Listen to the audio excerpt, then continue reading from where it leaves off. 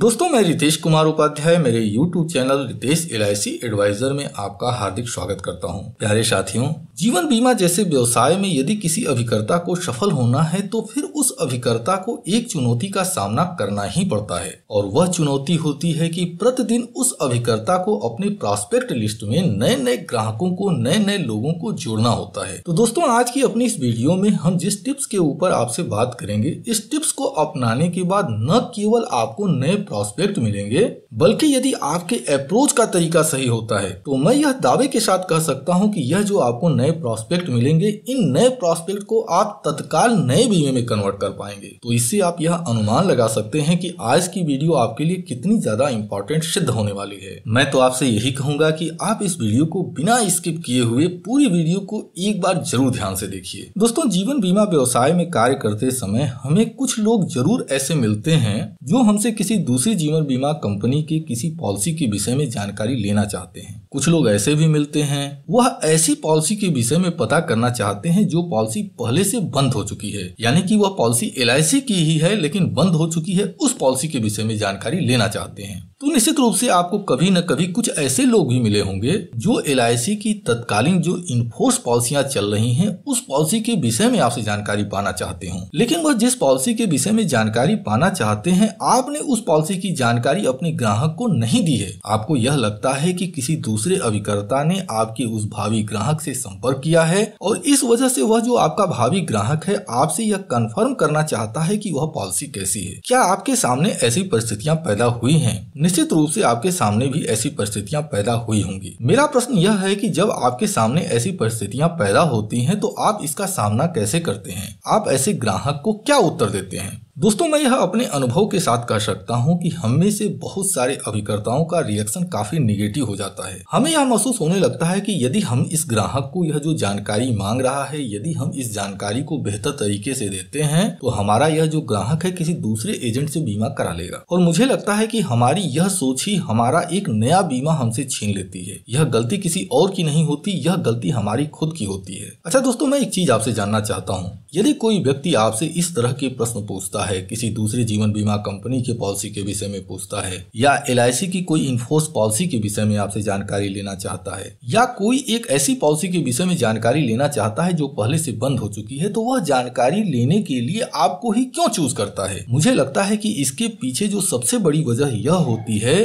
कि आपने अपना विश्वास उस ग्राहक के मन में बना कर रखा हुआ है। वह ग्राहक आपके ऊपर भरोसा करता है कि आप जो जानकारी उस ग्राहक को देंगे वह उस ग्राहक के हित में होगा। अब प्रश्न यह उठता है कि हमें ऐसे ग्राहक के लिए करना क्या चाहिए। तो दोस्तों, चलिए हम 3 मुद्दों पर 3 तरीके आपके साथ शेयर करते हैं। पहला मुद्दा उठता है कि कोई एक ऐसा ग्राहक है जो किसी दूसरी जीवन बीमा कंपनी के विषय में आपसे जानकारी मांग रहा है, तो ऐसे ग्राहक को कैसे हैंडल करना चाहिए? हम ऐसी क्या बात करें कि वह जो ग्राहक है वह संतुष्ट होकर हमसे LIC की कोई पॉलिसी ले ले? भाई, हमारा तो टारगेट यही होना चाहिए, कम से कम हमारा प्रयास तो यही होना चाहिए। अब दोस्तों, मुझे लगता है कि कोई भी एक ऐसा अभिकर्ता हो, उसको हर जीवन बीमा कंपनी की हर पॉलिसी के विषय में जानकारी नहीं होती है। अब ऐसे में यदि कोई ग्राहक किसी दूसरी जीवन बीमा कंपनी के किसी पॉलिसी के विषय में जानकारी लेना चाहता है तो आपको तत्काल यह बोलना चाहिए, ठीक है सर, थोड़ा सा मैं अभी बिजी हूँ, अभी दूसरे कार्य में व्यस्त हूँ, आप उसको 24 घंटे या 48 घंटे का समय दे दीजिए कि हम आकर आपसे मिलते हैं और इसके विषय में हम आपसे डिस्कस करते हैं। और आपके मन में सिर्फ एक बात आनी चाहिए, यदि आप एक सफल अभिकर्ता बनना चाहते हैं तो आपके मन में सिर्फ यह आना चाहिए कि वह जो क्लाइंट है, वह क्लाइंट उस पॉलिसी से कहीं न कहीं प्रभावित है, वह उस पॉलिसी को लेना चाहता है, यानी उसके पास इन्वेस्टमेंट करने की क्षमता है,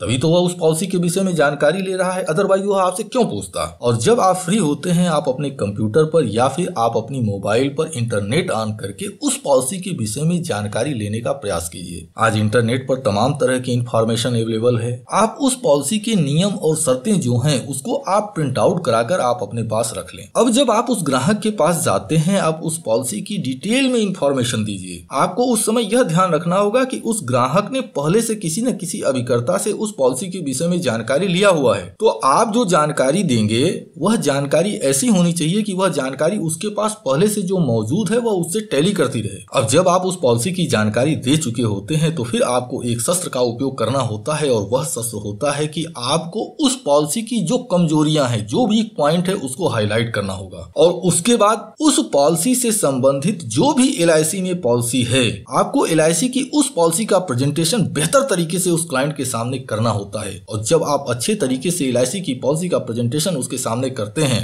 LIC की एक अपनी बहुत बड़ी शाख है। निश्चित रूप से वह जो आपका भावी ग्राहक है आपकी बातों से प्रभावित होगा और काफी संभावना बढ़ जाएगी कि वह जो आपका भावी ग्राहक है वह तत्काल आपसे पॉलिसी करा ले। अर्थात जब आप किसी ऐसे क्लाइंट से मिलते हैं तो आपको पूरी तैयारी के साथ वहां पर जाना चाहिए। अब चलिए बात करते हैं दूसरे मुद्दे की ओर। सपोज दैट आपका कोई एक ऐसा ग्राहक है जो आपसे किसी LIC की ऐसी पॉलिसी के विषय में जानकारी लेना चाहता है जिसकी जानकारी उसको किसी और तरीके से मिली हुई है। यानी आपने उस पॉलिसी की जानकारी अपने ग्राहक को नहीं दी है, कोई दूसरा अभिकर्ता हो सकता है, YouTube का कोई चैनल हो सकता है, या किसी भी पॉइंट ऑफ व्यू से उस क्लाइंट को जानकारी मिली हुई है। फिर आप क्या करेंगे? आपके मन में यह बिल्कुल नहीं आना चाहिए कि वह जो ग्राहक है वह ग्राहक दूसरे एजेंट से बीमा कराने के लिए आपको यूज करना चाहता है। आपके मन में यह आना चाहिए कि यह हमारे लिए चुनौती है कि हम अपने तरीके से LIC की पॉलिसी का प्रेजेंटेशन ऐसे करें कि यह जो ग्राहक है यह पॉलिसी हमसे करा ले। जब आप क्लाइंट के पास जाते हैं आप LIC की उस पॉलिसी का बेहतर तरीके से प्रेजेंटेशन कीजिए। अब जब आप वास्तविक परिवेश में होंगे तो उस आधार पर आपको फैसला करना होगा कि क्या उसी पॉलिसी को क्लोज करना आसान है या उसकी बजाय किसी दूसरे पॉलिसी का प्रेजेंटेशन करके पॉलिसी को क्लोज करना आसान होगा। अर्थात कहने का मतलब क्या है? कहने का मतलब यह है कि यदि आपको लगता है कि ग्राहक जिस पॉलिसी के विषय में आपसे जानकारी लेना चाहता है आप उस पॉलिसी को आसानी से क्लोज कर सकते हैं, तब तो आपको उसी पॉलिसी की जानकारी बेहतर तरीके से क्लाइंट के सामने प्रेजेंट करनी चाहिए। या फिर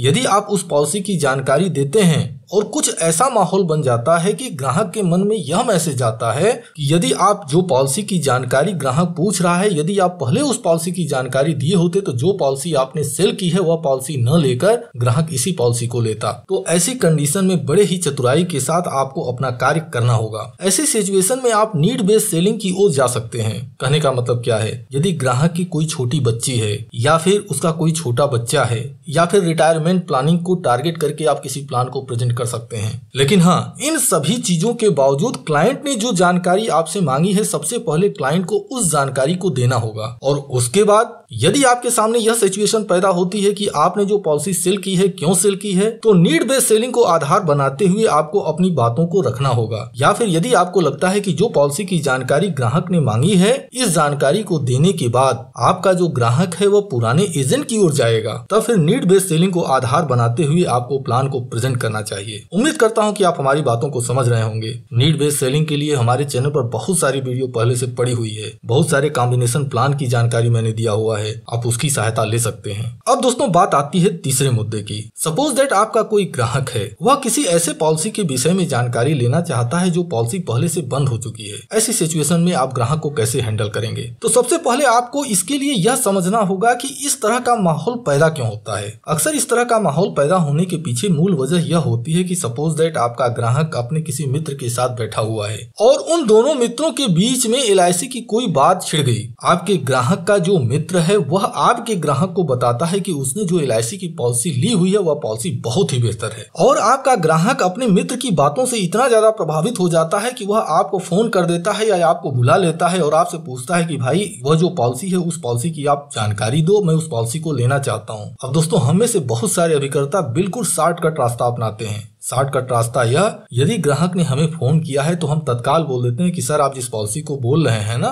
यह पॉलिसी बंद हो चुकी है। यानी आगे की जो संभावनाएं हमको मिलने वाली थी वह आगे की सभी संभावनाओं का गला हमने अपने हाथों से दबा दिया। यदि भविष्य में इस तरह के परिवेश कभी भी आपके सामने पैदा होते हैं तो मेरी मानिएगा कभी भी ऐसी गलती मत कीजिएगा। आप उस ग्राहक को समय दीजिए। आपके मन में सिर्फ एक चीज आना चाहिए कि यह ग्राहक कहीं न कहीं LIC की पॉलिसी से प्रभावित हुआ है। वह जिस पॉलिसी के विषय में जानकारी लेना चाहता है उस तरह का लाभ देने वाली अगर कोई चीज हम क्लाइंट के सामने प्रेजेंट कर देते हैं तो यह ग्राहक हमसे पॉलिसी करा लेगा। आपके उस भावी ग्राहक ने जिस पॉलिसी के विषय में जानकारी मांगी है आप विस्तृत रूप से उस पॉलिसी की जानकारी अपने उस भावी ग्राहक को जरूर दीजिए। और लास्ट में जब ग्राहक आपसे पूछता है कि क्या यह पॉलिसी मेरी हो सकती है, फिर आप अपनी बातों को रख सकते हैं। वहां पर नीड बेस्ड सेलिंग के ऊपर जा सकते हैं या फिर जो पॉलिसी क्लोज हुई है उससे मिलती जुलती जो पॉलिसी आज की डेट में इनफोर्स कंडीशन में चल रही है आप उस पॉलिसी का प्रेजेंटेशन देकर और पॉलिसी को क्लोज कर सकते हैं। दोस्तों, मैं यह उम्मीद करता हूं कि इस वीडियो के माध्यम से जो जानकारी देने का मैंने प्रयास किया है, इस जानकारी का लाभ आप अपने एजेंसी करियर में जरूर उठाएंगे। दोस्तों, वीडियो के आखिरी में एक चीज मैं आपसे कहना चाहता हूँ। यदि आपको मेरे प्रयासों पर, यदि आपको मेरी बातों पर भरोसा है, तो फिर आप अपने एजेंसी के जीवन काल में एक मंत्र आप अपना लीजिए। मंत्र सिर्फ एक है।